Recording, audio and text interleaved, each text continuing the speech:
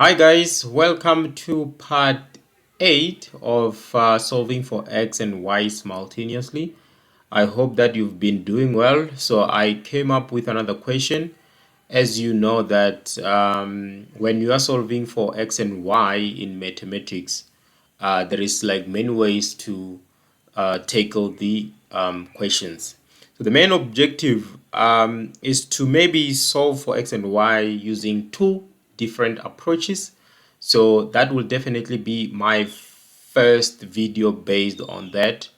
So I think that we should be able to solve for x and y, using the method that we prefer as students.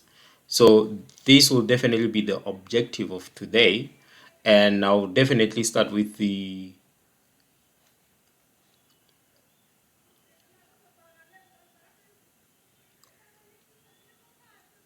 bonus questions, right? So my bonus questions will definitely be based on the following. So when you get a question where they say that solve for x, given the variables in brackets, right? It means that they've already solved everything for you, and that will be 2 minutes or 2 marks. So you just have to take everything out and then you're done.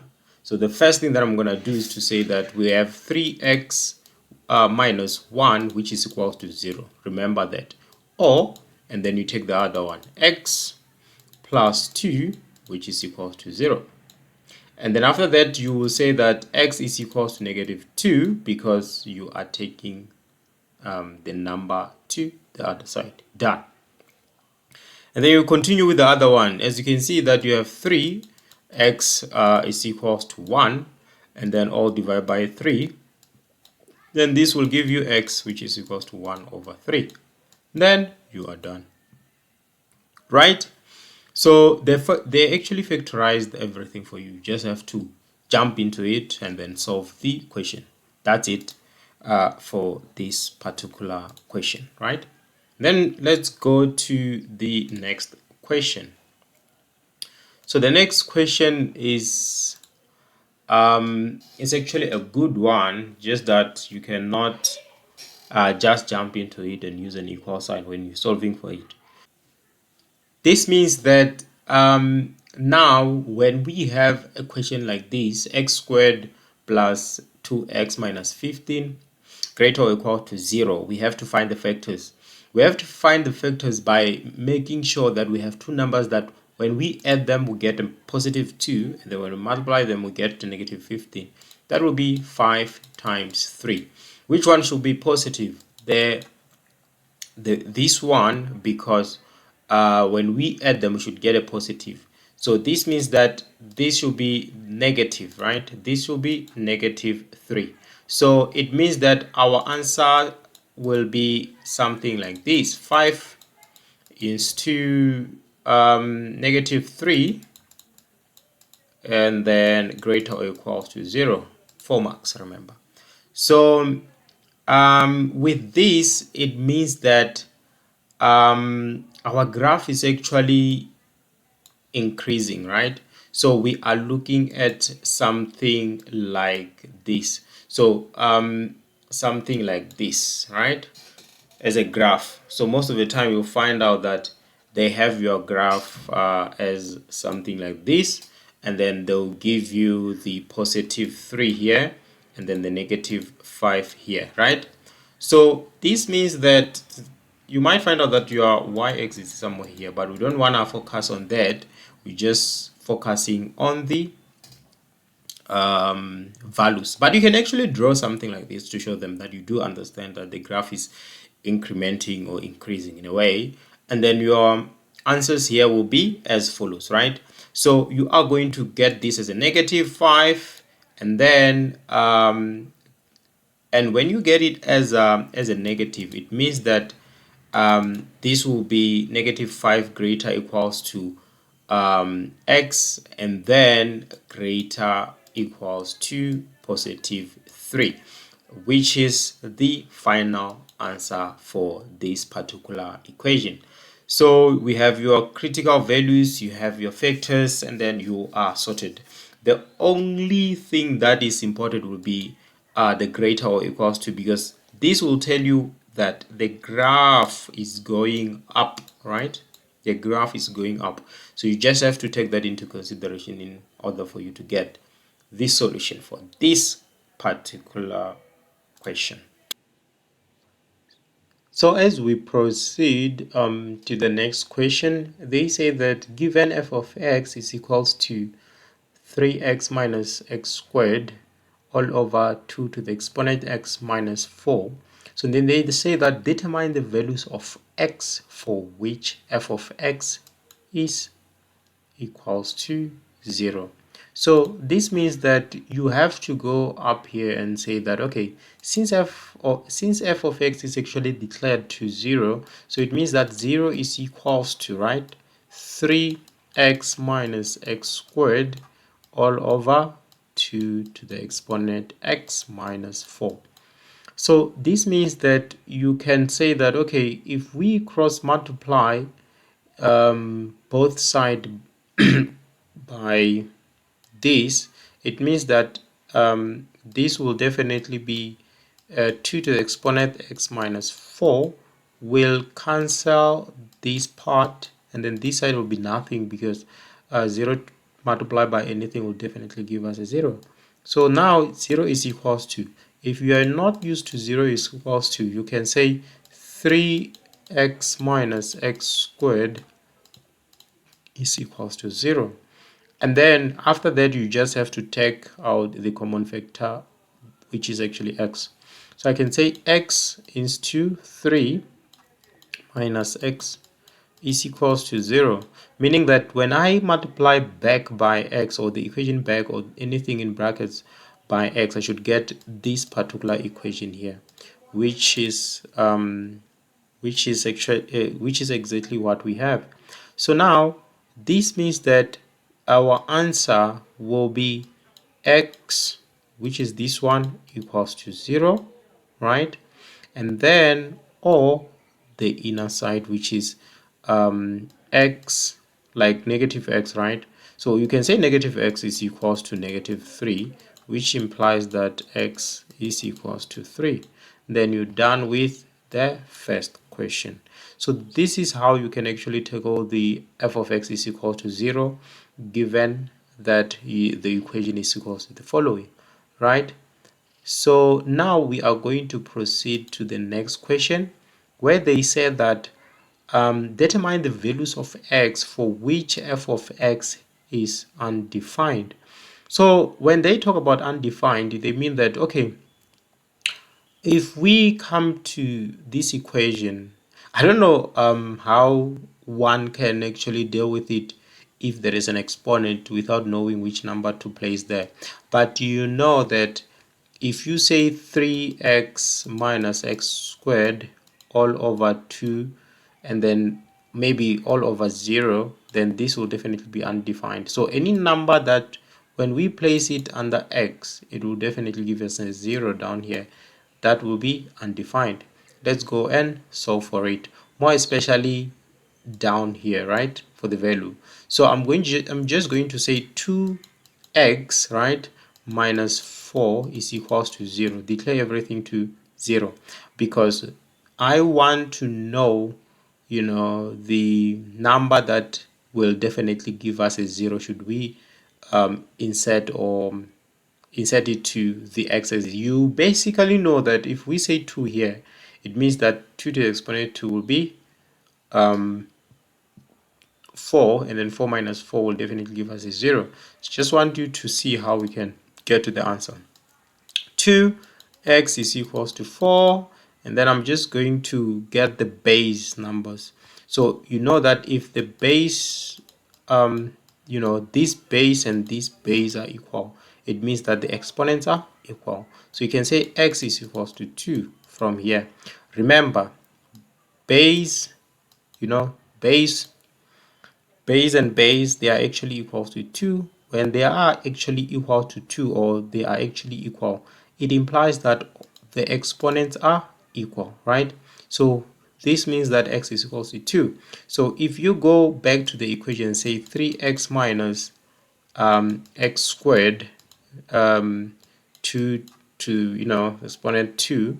So then this means that you are going to get 0 here, and then the entire expression will be undefined. So that's what they mean when they say f of x, which is undefined. So I'll definitely continue to the next question, because I hope that you do understand how to solve for this particular equation. So with our next question, I came with this particular solve for x and y simultaneous, right? So we have an equation where they say that x plus 2 is equals to 2y, and the other one is 1 over x plus 1 over y is equals to 1. So meaning that now I will just jump into my first equation, create equation 1 for instance. So my equation 1 will be what? Will be maybe x, right? So x, which is equals to, take 2 to the other side, 2y minus 2. So this is my first equation for this particular expression. So let's try to deal with the other one. So if you check the other one, you'll see that you have 1 all over x and then the plus of 1 all over y, which is equals to 1, right? So if we cross multiply, we are going to get y, the plus of x all over xy, right? Which is equals to 1, right? So now I can also multiply both sides by xy, and then we all know that when we multiply here by xy and then this side by xy, this will cancel this, and then we're going to get y plus x, which is equals to xy, right? So now we can say that, okay, this is actually our equation 2. So can we at least substitute 1 into 2 as equations? Yes. So I'm going to substitute up here so that we can erase the board. So it seems like we have what?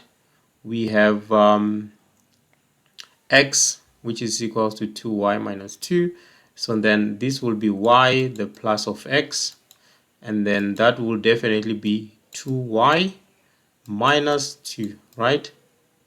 And then at the same time we have x times y on the other side, which is equals to 2y minus 2 is 2, times y.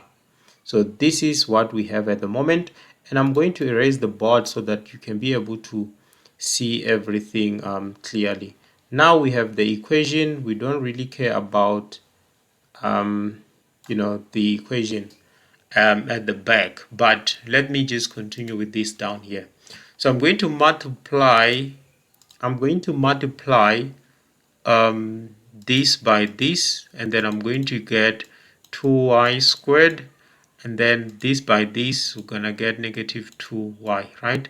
And then with the other one, we can see that we have y plus 2y minus 2. So this one and this one will give us 3y and then minus 2, right? So I'm going to merge the equation now by just taking what the everything here to the left hand side. So this means that I'm going to get negative 2y squared, and then here we're gonna get plus 2y, and then plus 3y minus 2, which is equal to 0. So with this, it means that I can multiply the entire equation by a negative, just to make sure that my first y squared or variable is actually positive. So that will make everything to be, let me just change the color, negative, negative, and then a positive sign.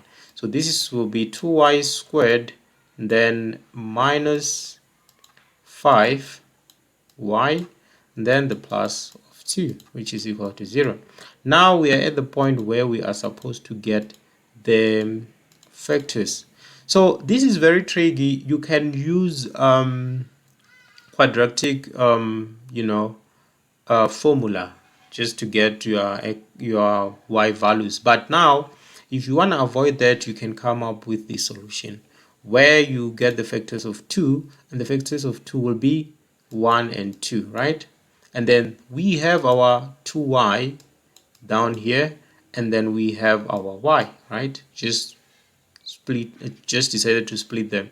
This times this will give us 2y squared. This times this will give us a positive 2.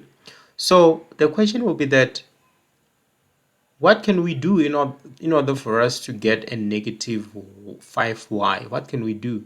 If you check here, the positive and positive will never give us a negative, but a negative and will never give us a what? Will never give us a positive. A negative and negative will give us positive 2, which is good. And the negative and negative can also give us negative 5, should we have some addition somewhere. Okay, cool. So this times this will give us 2, and this times this will give us 2y squared. We are still on track. So in order for us, if this will work, we have to cross multiply.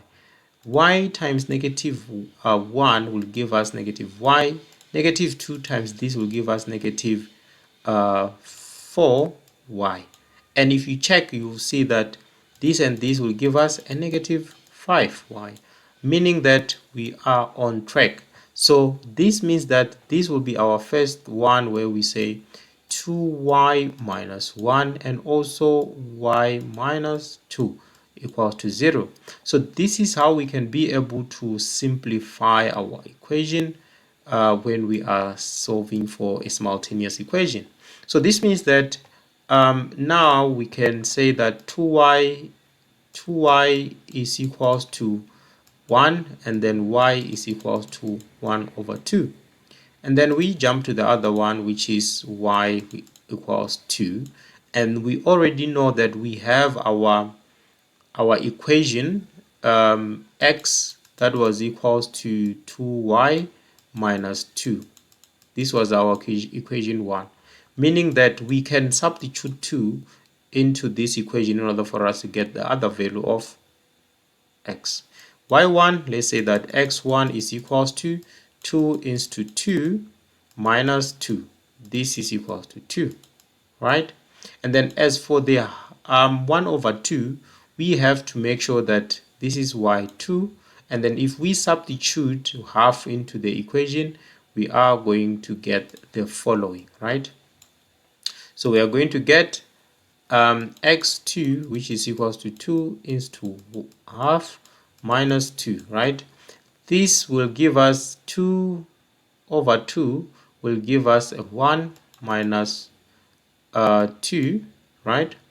And then this will definitely give us a negative 1, meaning that our x2 will be negative 1. So this is how we can actually solve for x and y using our simultaneous equation. Hope that you do understand and you'll be able to solve any question that comes with this type of a difficulty. Thank you guys. Thank you.